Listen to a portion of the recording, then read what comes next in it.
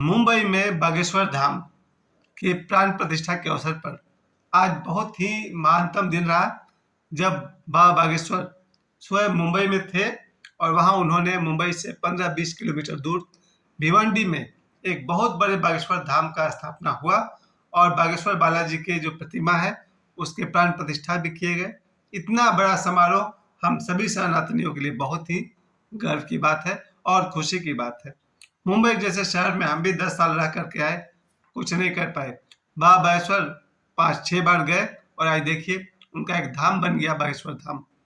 एक बागेश्वर धाम छतरपुर में है, ये मध्य प्रदेश में, और दूसरा उन्होंने माया नगरी मुंबई को चुना और वहां उन्होंने आज बागेश्वर धाम के प्राण प्रतिष्ठा समारोह वहां हुआ और जहां मुख्य अतिथि के रूप में आए थे श्री राम भद्राचार्य जी। जी हाँ, आप सभी जानते होंगे श्री राम भद्राचार्य जी, ये हमारे मुख्य अतिथि थे।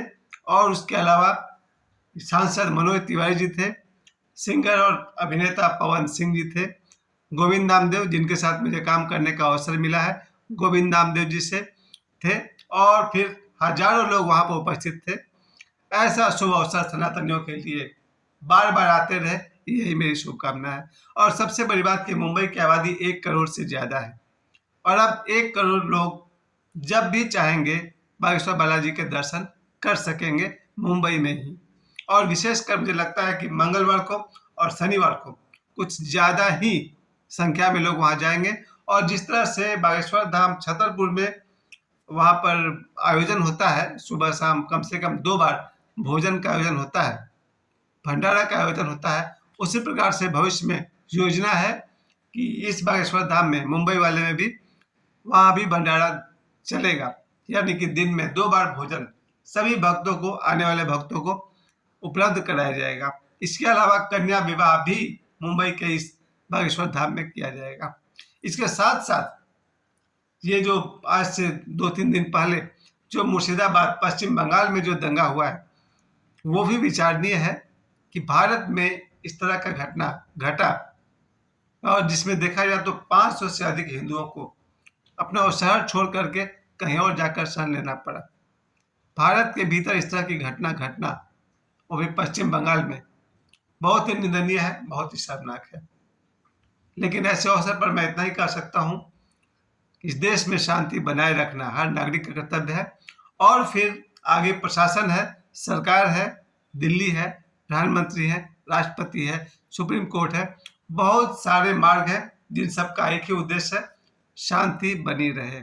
और जो लोग भी ये दंगा कर रहे थे उनका मुख्य निशाना सिर्फ हिंदुओं का घर, हिंदुओं का दुकान, जहां उन्होंने हिंदुओं के साथ मारपीट की, हिंदुओं के घरों को लूटा, हिंदुओं के दुकानों को लूटा, उनके मूर्तियों को तोड़ा और आग लगाई और लोगों को, हिंदुओं को वहां से छोड़ करके पलायन करना पड़ा। ये दुखद घटना हमें एक बात सिखाता है, सभी घरों में एक एक सपूत अगर पैदा हो जाए जो सिर्फ धर्म के मार्ग पर चले तो ही स्थिति सुधर सकती है। हर घर में अगर एक सपूत पैदा हो जो धार्मिक हो, वीर हो, वही अन्याय को रोक सकता है, अन्याय का सामना कर सकता है। मैं ये नहीं कह रहा हूं कि वो हिंसा करे, मैं ये नहीं कह रहा हूं कि वो कानून को हाथ में ले, मैं ये कह रहा हूं अपनी रक्षा करे।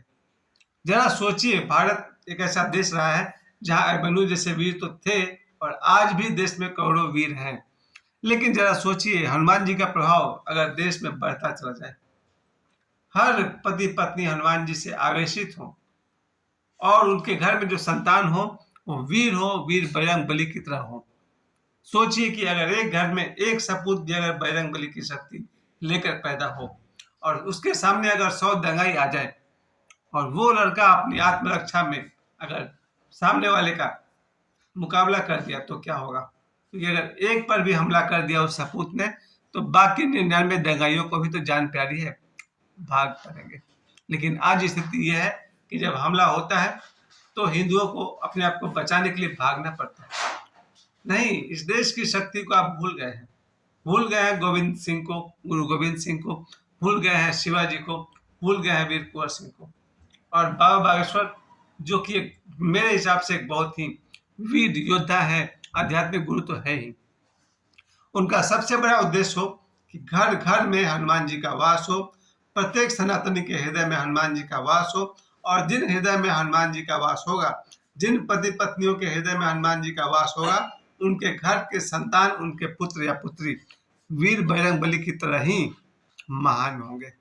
और अब मेरा भी यही मानना है कि अगर भारत के करोड़ों घरों में अगर श्री हनुमान चालीसा का पाठ होता रहे, श्री रामचरितमानस का पाठ होता रहे, हनुमान जी की पूजा पाठ हो, हर घर में जितने भी बच्चे जन्म लेंगे, अगर प्रत्येक परिवार से अगर एक सपूत भी बजरंगबली की तरह पैदा हो, और होगा ही, क्योंकि भगवान के राह पर चलने वाले खाली हाथ नहीं रहते, तो जिस घर में क्यों, हर घर में एक एक वीर सपूत अगर पैदा हो, वो कम से कम अन्याय का तो सामना कर सकेगा।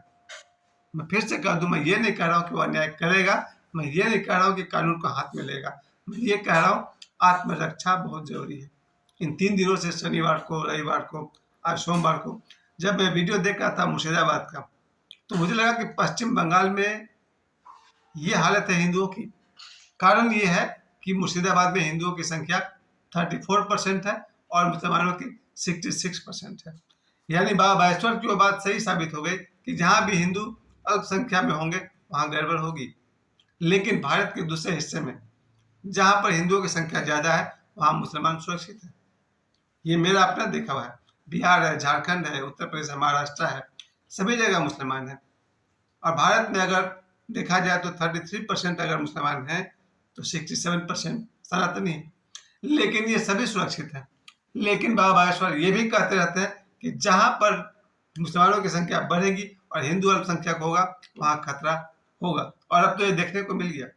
बाबा जो 1 साल से, 2 साल से, 3 साल से कह रहे थे कि हिंदुओं की जहां भी, जब तुम अल्पसंख्यक हो जाओगे तो फिर ये होने वाला है, और ये हो रहा है। खैर, अब तो एक दो दिनों से शांति है वहां पर। लेकिन एक बात दिखाई पड़ गया कि पश्चिम बंगाल में, मुर्शिदाबाद में, जहां हिंदू अल्पसंख्यक हुए, उन पर अत्याचार किया गया। इसलिए बाबा बागेश्वर कहते हैं कि हिंदुओं यानी कि सनातनियों संख्या बढ़ा लो। अब मैं तो ये भी कहता हूँ, अपनी तरफ से कहता हूँ, हजारों वर्षों से हम अपने घरों में अत्याचार कर नहीं, आत्मरक्षा के लिए, मुझे याद है पुराने जमाने से लेकर के, अब तो लोग नहीं रख पाते हैं। पुराने जमाने में गांव में लोग तलवार भाला बर्छा रखते थे। किस लिए? किसी पर हमला करने के लिए नहीं, आत्मरक्षा करने के लिए। और मुझे लगता है इसमें कुछ गलत नहीं है। आत्मरक्षा का अधिकार सभी को है। अगर दंगाइयों को आग लगाने का अधिकार जब मिल ही जा रहा है, और सबसे बड़ा आश्चर्य की बात है कि जो लोग आ रहे थे न्यूज में बता रहे थे कि पुलिस ने कोई कार्रवाई नहीं की। जब उन पर हमला हो रहा था, लोग पुलिस को फोन कर रहे थे, उधर से कोई जवाब नहीं आ रहा था। यानी कि पुलिस जो थी वो जनता के साथ नहीं दिखी है। अब इस तरह के समाचार से मन बहुत आहत हुआ। लेकिन दूसरी तरफ बागेश्वर बालाजी और बालाजी के प्राण प्रतिष्ठा से मुझे एक बात के लिए बहुत ही गर्व हो रहा है। अब इस देश में घर घर में, हर सनातनी के घर में वीर बजरंगबली जैसा संतान होगा ही। क्योंकि जब जब हम सब हनुमान जी की भक्ति करेंगे, हर स्त्रियां कभी न कभी तो माँ बनेगी। और उनके हृदय में अगर बागेश्वर बालाजी या हनुमान जी का वास है, तो उनके बच्चे भी वीर होंगे। बेटा हो या बेटी, उससे कोई फर्क नहीं पड़ता है। हमारे देश में वीरांगना लक्ष्मीबाई भी हुई है। तो बेटियां भी अगर वीर होंगी, हनुमान जी की तरह होंगी, बेटे वीर होंगे, हनुमान जी की तरह होंगे। लेकिन वो अन्याय नहीं करेंगे, अत्याचार नहीं करेंगे, कानून को हाथ में नहीं लेंगे, परंतु अपनी रक्षा तो कर पाएंगे, और अपनी और दूसरे असहाय लोग की रक्षा कर पाएंगे। मैंने कहीं भी अपने किसी वीडियो में किसी भी मुसलमान भाई के खिलाफ नहीं बोला। लेकिन आप खुद सोचिए, मुर्शिदाबाद में मुसलमानों ने हिंदुओं पर अत्याचार किया या नहीं किया। लेकिन अब धीरे धीरे इस देश में बजरंगबली का प्रभाव बढ़ता जा रहा है। पूरे भारत में सनातनियों के घर घर में, और खास करके मैं बहुत ही आभारी हूँ पंडित धीरेन्द्र कृष्ण शास्त्री का, यानी जिनको बागेश्वर सरकार कहा जाता है, उनका, जिन्होंने पिछले 3 साल में जन जन तक बजरंगबली को पहुंचाया, जय श्री राम के नारे लगाए, और उन्होंने हमें चिताया कि हिंदू अगर अल्पसंख्यक हो जाओगे तो यही खतरा देखना पड़ेगा। साथ साथ वो ये भी चेतावनी देते रहे कि बटोगे तो कटोगे। दुर्घटनाएं घटना शुरू हो गई है दुर्भावनाओं के साथ। जो मुर्शिदाबाद में हुआ दोबारा कभी ना हो, इसके लिए सभी सनातनियों को मैं एक ही बात कहूंगा, वीर बजरंगबली की साधना आराधना तो करो ही, अपने बच्चों को वीर हनुमान की तरह वीर बनाओ। घर घर में एक एक बजरंगबली होंगे, फिर तुम पर कोई भी अत्याचार नहीं कर पाएगा। अभी पूरे देशवासियों से मैं यही कहूँगा, शांति परमो धर्मः। शांति के राह पर चलें, कानून को हाथ में न लें। कानून व्यवस्था के लिए सरकार है, प्रधानमंत्री है, राष्ट्रपति है, सुप्रीम कोर्ट है, वहां जाएं। एक दूसरे पर हमला न करें।